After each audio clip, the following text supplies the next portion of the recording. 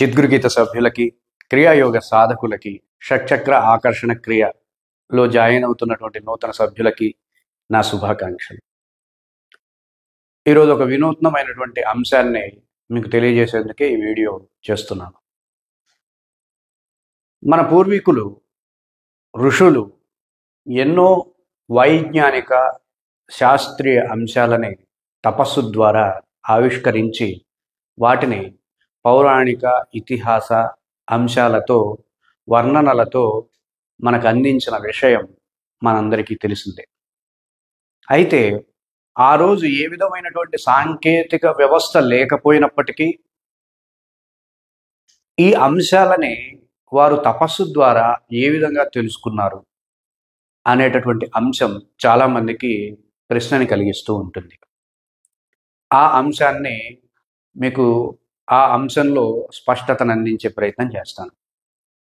నిజానికి ఏ సాంకేతిక వ్యవస్థ అవసరం లేకుండానే ఋషులు అంతరిక్షంలో నవగ్రహాలు ఉన్నాయి అనేటటువంటి అంశాన్ని, అలాగే ఈ నవగ్రహాలు సూర్యకేంద్ర సిద్ధాంతాన్ని ఆధారం చేసుకొని సూర్యుడు అనేటటువంటి ఒక నక్షత్రాన్ని చుట్టూ పరిభ్రమిస్తూ ఉంటాయి అనేటటువంటి అంశాలని మన ఋషులు మనకి వారి తపస్సు ద్వారా ఆవిష్కరించి తెలియజేశారు.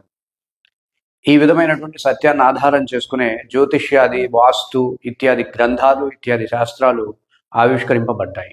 అవి మనం ఈ రోజుకి ఉపయోగించుకుంటూ శ్రేయస్సుతో, రక్షణతో జీవిస్తూ ఉన్నాం.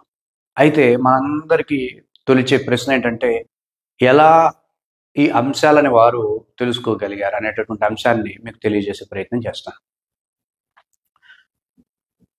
మనం గమనిస్తే, మన శరీరాన్ని గమనిస్తే శరీరంలో పంచకోశాలు ఉంటాయి. అవి అన్నమయ కోశం, మనోమయ కోశం, ప్రాణమయ కోశం, విజ్ఞానమయ కోశం, ఆనందమయ కోశం అనేటటువంటి 5 కోశాలు ఉంటాయి. ఈ 5 కోశాల వ్యవస్థని తపస్సులు తపోదృష్టితో పూర్ణ స్థితిలో దర్శించగలుగుతారు. వాటి యందు బాహ్యమైనటువంటి అంశాల యొక్క ప్రభావాన్ని పారదర్శకంగా దర్శించి గ్రహించగలిగేటటువంటి స్థితినే తపస్సు అంటున్నాం. ఉదాహరణకి తపస్సు అక్కర్లేదు, తపస్సు లేకుండానే మనం కొన్ని అంశాలని గమనించగలుగుతాం. మీరు సూర్యుడు ఉన్నప్పుడు మన లోపల జీర్ణశక్తి బాగుంటుంది, ఆకలి బాగా పెరుగుతూ ఉంటుంది. అలాగే సూర్యుడి యొక్క ప్రభావం చేత మనం చాలా ప్రశాంతంగా ఉండగలుగుతాం. ఏ విధమైనటువంటి ఆందోళన చెందకుండా, ఏ విధమైనటువంటి ఉద్రేకాన్ని పొందకుండా సూర్యుడి నుండి వచ్చేటటువంటి కిరణాలు మనల్ని కాపాడుతూ ఉంటాయి. ఎప్పుడైతే సూర్యగ్రహణం ఇట్లాంటి సమయాల్లో మనం గ్రహించినప్పుడు మనకు ఒక తెలియని చింత, ఒక తెలియని దిగులు మానసికంగా ఉంటుంది మనం గమనిస్తే. ఇలానే కాదు, అలాగే అమావాస్య ఇలాంటి సందర్భాల్లో కూడా మీరు గమనిస్తే మనకి ఏదో ఒక దిగులు, ఒక మానసికమైనటువంటి స్తబ్దతని మనం కొంచెం ధ్యానపరంగా విచారణ చేసినట్లయితే మనం దీన్ని కూడా ఎక్స్పీరియన్స్ చేయొచ్చు. దీన్ని బట్టి మనకేమర్థమవుతుందంటే, బాహ్యంగా ఉండేటటువంటి కొన్ని అంశాలు మన మీద ప్రభావం చూపిస్తున్నాయి అన్నది తేట తెల్లబోతుంది. మన ఒకటి వాళ్ళే, మన లాంటి మామూలు వ్యక్తులే ఈ అంశాలను గమనిస్తూ ఉండగలిగితే, మరి ఋషులు నిత్యం తపస్సులో ఉంటూ వారి యొక్క పంచకోశాలను శక్తివంతంగా చేసుకునేటటువంటి ఋషులు ఏ స్థాయిలో దీనిని దర్శనం చేయగలుగుతారనేది మనం ఆలోచించవచ్చు, మనం తెలుసుకోవచ్చు. సూర్యుడు, చంద్రుడే కాకుండా మన లోపల వ్యవస్థల్ని ప్రభావితం చేసే గ్రహాలు ఇంకా ఉన్నాయి. అదే సూర్యుడని, చంద్రుడని, కుజుడని, బుధుడని, గురుడని, శుక్రుడని, శని అని మరియు రాహువు, కేతువు అనేటటువంటి నవగ్రహాలు మనల్ని ప్రభావితం నిరంతరం నిత్యం చేస్తూ ఉంటాయి. ఇప్పుడు మనందరికీ వచ్చేటటువంటి ప్రశ్న ఏంటంటే, ఈ గ్రహాలు అందరినీ ఒకే విధంగా ప్రభావితం చేస్తున్నప్పుడు మనందరికీ ఒకే విధమైనటువంటి అనుభవాలు, అనుభూతులు కలగాలి కదా. మరి ఒక్కొక్కరికి ఒక్కొక్క ప్రత్యేకమైనటువంటి అనుభవం, ప్రత్యేకమైనటువంటి స్థితి ఎందుకు కలుగుతుంది అనేది ప్రశ్న. వీటికి పర్ఫెక్ట్గా విచారణ చేసినప్పుడు మనకు అర్థమయ్యేది ఏంటంటే, ఈ పంచకోశాల్లో ఉండేటటువంటి శక్తి కేంద్రాలు ఆ గ్రహాల నుండి వస్తున్నటువంటి ప్రభావానికి ఏ విధంగా లోనవుతున్నాయి అన్న దాన్ని బట్టి వ్యక్తికి మార్పులు చోటు చేసుకుంటున్నాయి. ఉదాహరణకి మనం సూర్యుడి యొక్క ప్రభావం ఎక్కువగా మన సహస్రారం మీద పడుతుంది. సహస్రారం అంటే మనందరికీ తెలిసిందే కదా, మాడు దగ్గర ఉండేటటువంటి చక్రం. ఇది అంతర్గతంగా ఉండదు, ఎక్స్టర్నల్గానే ఉంటుంది. కాబట్టి సూర్యగ్రహంతో ఎక్కువగా ప్రభావితం అయ్యేది సహస్రార చక్రం అన్నమాట. ఈ సహస్రార చక్రం యొక్క శక్తి సూర్యుడి యొక్క దుష్ప్రభావాన్ని వ్యతిరేకించగలదు, ఆపగలదు. సూర్యుడి యొక్క అనుకూలమైనటువంటి శక్తిని గ్రహించి తద్వారా మన లోపల ఉండేటటువంటి హీలింగ్ కెపాసిటీని డెవలప్ చేస్తుంది. అందుకే భాస్కర ఆరోగ్యాత్ భాస్కరాదిచ్చేత్ అంటాం. ఆరోగ్యం భాస్కరుని వలన కలుగుతుంది అనేది శాస్త్ర నిర్వచనం. అంటే సూర్యుడు సహస్రారం మీద ప్రభావం చూపిస్తాడు కాబట్టి సహస్రారం యొక్క శక్తి యొక్క స్థాయిని బట్టి సూర్యుడి యొక్క అనుగ్రహాన్ని మనం పొందగలుగుతున్నాం. అదే మన లోపల ఉండేటటువంటి సహస్రార ఎనర్జీ బలహీనంగా ఉందనుకోండి, ఎన్ని సూర్య నమస్కారాలు చేసినా, ఎన్ని సూర్య దండకాలు చేసినా, సూర్యుడి పేరు చెప్పుకుని యజ్ఞ యాగాదులు చేసినా ఆ విధమైనటువంటి కాంతిని, ఆ విధమైనటువంటి కిరణాన్ని, ఆ విధమైనటువంటి తేజస్సుని మనం గ్రహించలేం. ఇది మన సభ్యులు, చిద్గురుగీత సభ్యులు కావచ్చు, నూతనంగా చిద్గురుగీత వీడియోని చూస్తున్నటువంటి సాధకులు కావచ్చు అర్థం చేసుకోవాలి. అలాగే మనకి చంద్రగ్రహం అనేది ఉంది. ఈ చంద్రగ్రహం ఆజ్ఞాశక్తి కేంద్రం చేత ప్రభావితం అవుతూ ఉంటుంది. ఈ చంద్రగ్రహం ఆజ్ఞాశక్తి కేంద్రాన్ని ప్రభావితం చేస్తుంది. ఆజ్ఞ యొక్క శక్తి బాగుంటే ఈ చంద్రగ్రహం వల్ల వస్తున్నటువంటి అనుకూలత మన మనస్సుని ప్రభావితం చేస్తుంది. అలాగే మన ప్రజ్ఞని ఇనుమడింపజేస్తుంది. అలాగే ఇంద్రియాల యొక్క బలాన్ని, ఇంద్రియాల యొక్క తేజస్సుని ఇనుమడింపజేస్తుంది.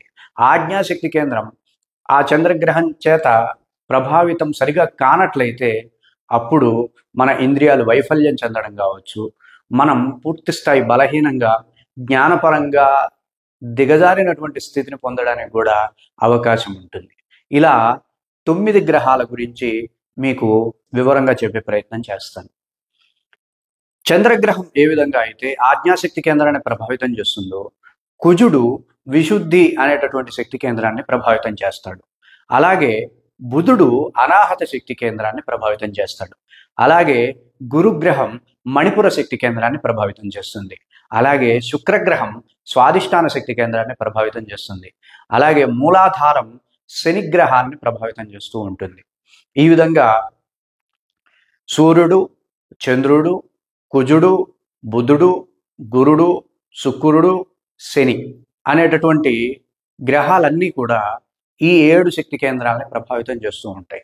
మరి రాహువు, కేతువు వీటి యొక్క ప్రభావం దేని మీద ఉంటుంది అనే ప్రశ్న వచ్చినప్పుడు వీటి యొక్క ప్రభావం కుండలిని మీద మరియు కాస్మిక్ ఎనర్జీ మీద, మనం గ్రహిస్తున్నటువంటి కాస్మిక్ ఎనర్జీ పైన కేతువు, కుండలిని పైన రాహువు, ఈ 2 గ్రహాలు ప్రభావితం చేస్తాయనేది శాస్త్రం మనకు అందిస్తున్నటువంటి అంశం. సో దీన్ని బట్టి ఈ గ్రహాలు మన ఎనర్జీ సెంటర్స్ మీద ప్రభావితం చేస్తాయి. మన ఎనర్జీ సెంటర్స్ బలంగా ఉంటే ఆ గ్రహాల యొక్క దుష్ప్రభావాన్ని ఈజీగా ఎదుర్కోగలుగుతాము. మన యొక్క ఎనర్జీ సెంటర్స్ బలంగా ఉంటే ఆ గ్రహాల యొక్క అనుకూలతని సంపూర్ణంగా పొందడానికి ఈ విధమైనటువంటి వ్యవస్థ మన లోపల ఉంది. అందువల్లే మీరు జ్యోతిషం ప్రకారం అందరికీ, అన్ని రాసుల వారికి ఈ విధమైనటువంటి ఫలితాలు కలుగుతాయని ఏ జ్యోతిష్యుడు చెప్పలేడు. అందుకే మనం ఇటీవల చూసినట్లయితే ఒక జ్యోతిష్యుడు ఒక ఆయన గురించి ఇది జరుగుతుంది, ఇలా ఉంటుంది అన్నా సరే అవన్నీ ఫెయిల్ అయినాయి. ఎందుకంటే అన్ని రాసుల వారికి, అన్ని నక్షత్రాల వారికి జ్యోతిష్యం ప్రకారం జరిగే అవకాశం లేదు. వారి శక్తి కేంద్రాలలో ఉండేటటువంటి శక్తి సామర్థ్యాల మీద, ఆ ఎనర్జీ సెంటర్స్లో ఉండేటటువంటి పవర్ మీద ఆధారపడి ఉంటుందంతా అనేది మనకి ఇక్కడ తేట తెల్లమవుతున్నటువంటి అంశం. సో మనమందరికీ చేతిలో ఉండేటటువంటి ఒక విద్య ఈ క్రియాయోగం. ఈ క్రియాయోగం ద్వారా మన ఎనర్జీస్ని బలోపేతం చేసుకోవచ్చు.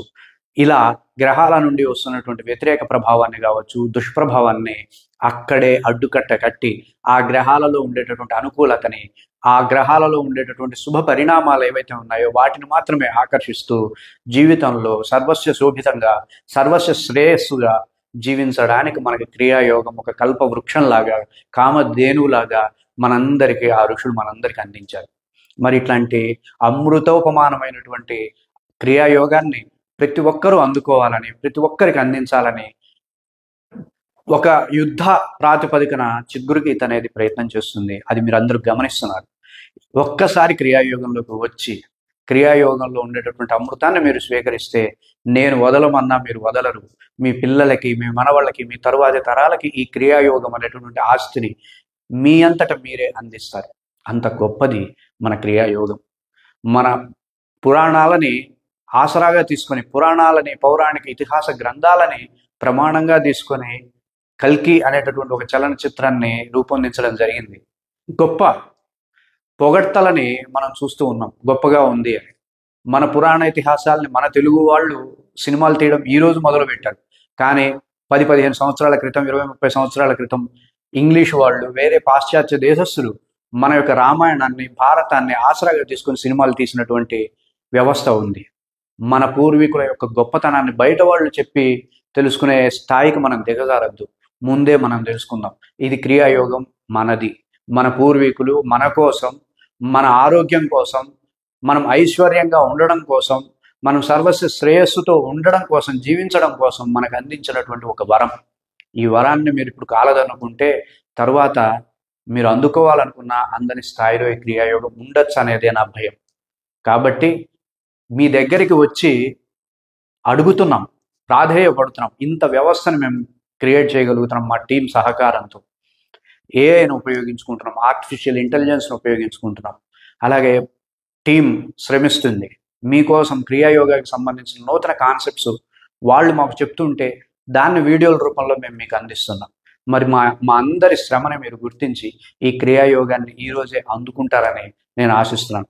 మీకు క్రియాయోగానికి సంబంధించిన స్పష్టతని, మీ ఎనర్జీ వ్యవస్థల్లో ఉండేటటువంటి మార్పులని, బలహీనతల్ని, బలాలని మీకు తెలియజెప్పే విధంగా 1-to-1 సెషన్ని జూమ్ ద్వారా అందించేటటువంటి ఒక వినూత్నమైనటువంటి కార్యక్రమాన్ని కూడా మేము మీకోసమే రూపొందించాం. క్రియాయోగాన్ని నూతనంగా నేర్చుకోవాలనుకునే వాళ్ళు, క్రియాయోగంపై స్పష్టత కావాలనుకునే వాళ్ళు ఈ కార్యక్రమంలో ఈరోజే తప్పనిసరిగా జాయిన్ అవ్వచ్చు. ఇలా ఎన్నో కార్యక్రమాలని, క్రియాయోగాన్ని మీ చేరుకు తెచ్చేలాగా, మీ గృహాలకి తీసుకొచ్చే విధంగా మేము ప్రయత్నం చేస్తున్నాం. క్రియాయోగం అనేది ఒక మతానికో, కులానికో, వర్గానికో, వర్ణానికో, ఒక సమూహానికో సంబంధించింది కానే కాదు. ఇది భారతీయులది. భారతదేశంలో పుట్టిన ప్రతి ఒక్కడూ ఈ క్రియాయోగాన్ని తీసుకోవాలి, క్రియాదీక్ష తీసుకోవాలి, క్రియాయోగం గురించి నేర్చుకోవాలి, తనని తాను తెలుసుకోవాలి. తనను తాను తెలుసుకున్నప్పుడే, తన మీద తనకి ఎంత స్పష్టత ఉందో దానిని బట్టే తన యొక్క జీవన ప్రమాణాలు ఉంటాయి. జీవితంలో ఉండేటటువంటి అంశాలన్నీ కూడా ఆ విధమైనటువంటి స్పష్టతను ఆధారం చేసుకునే అతనికి కలుగుతాయి తప్ప వేరే ఏ విధమైనటువంటి అంశాలు అడ్డదారులే తప్ప రహదారి కాదు. కాబట్టి క్రియాయోగం ఒక్కటే సరైనటువంటి నిజాయితీ ఉండేటటువంటి దారిగా మీరు గుర్తించాలని నేను ఆశిస్తున్నాను. గ్రహాల యొక్క ప్రభావం ఈ మీద ఇలా ఉంటుంది. అలాగే తిథుల యొక్క ప్రభావం కూడా ఉంటుంది, వారాల యొక్క ప్రభావం ఉంటుంది. ప్రతి సమయం మన ఎనర్జీ సెంటర్ మీద ప్రభావం చూపిస్తూనే ఉంటుంది. అందుకే తిథి, వార, నక్షత్ర, యోగ కరణాలను పంచాంగ శ్రవణం చేయాలని చెప్పి మన శాస్త్రాలు చెప్తున్నాయి. ఇవన్నీ కూడా ఊరికనే క్రియేట్ చేసింది కాదండి. మన కోసం, మన శ్రేయస్సు కోసం వాళ్ళు దర్శించి, తపస్సు చేసి, జీవితాలను త్యాగం చేసి ఈ క్రియాయోగాన్ని మనకు అందించారు. ఈ రోజు కూడా క్రియాయోగం మాకొద్దు, క్రియాయోగం పట్టుకోకుండా బాహ్యమైనటువంటి అంశాలతో ఆధారపడుతూ అది ఏ రోజు ఉంటుందో ఏ రోజు పోతుందో తెలియనటువంటి వ్యవస్థల మీద ఆధారపడి జీవితాన్ని కొనసాగించే వాళ్ళకి జీవితంలో భద్రత అనేది ఉండదు. కొన్ని వేల సంవత్సరాలు కాదు, మళ్ళీ మరికొన్ని వేల సంవత్సరాల తర్వాత అయినా సరే క్రియాయోగం ఇదే సిద్ధాంతాలతో, ఇదే స్థాయిలో, ఇదే స్థితిలో ప్రచారంలో ఉంటుంది. అందుకోకపోవడం అనేది ఆ వ్యక్తి యొక్క స్వేచ్ఛ, ఆ వ్యక్తి యొక్క అదృష్టం. కాబట్టి క్రియాయోగాన్ని అందుకుందాం. క్రియాయోగాన్ని మీకు పరిపూర్ణ స్థితిలో అద్భుతంగా అందించడానికి కావలసినటువంటి అన్ని సదుపాయాలని, అన్ని కాన్సెప్ట్స్ని, అన్ని వ్యవస్థల్ని చిద్గురుగీత సమకూర్చుకుంది. ఈరోజు గొప్పగా టీం కూడా పనిచేస్తుంది. టెక్నాలజీ కూడా మన చేతిలో ఉంది. మీకు ఏ విధమైనటువంటి అంశాన్ని అయినా సరే వెంటనే ఎప్పుడు ఏ సందేహం కలిగినా సరే అడగడానికి నేను ఉంటాను. మీకు అక్కడికక్కడే సమాధానాన్ని అందించి, స్పష్టతను అందించి మీరు సాధనలో ముందుకు వెళ్లే విధంగా మేము పూర్తి స్థాయి గైడెన్స్ని అందించడానికి చిద్గురుగీత ఈరోజు పూర్తి స్థాయిలో సిద్ధంగా ఉంది. ఇక అందుకోవడానికి మీరే తొందరపడాల్సినటువంటి సమయం ఇప్పుడుంది. కాబట్టి క్రియాయోగాన్ని ప్రతి ఒక్కరూ అందుకుంటారని, క్రియాయోగంతో ప్రతి ఒక్కరూ ఆనందకరమైనటువంటి జీవితాన్ని అందుకొని మీ పిల్లలు, మీ తరువాతి తరాలు కూడా హాయిగా ఆనందంగా ఉంటారని నిజంగా మనస్ఫూర్తిగా ఆశిస్తూ సెలవు తీసుకుంటున్నాను. ధన్యవాదాలు. ఓం తత్ సత్.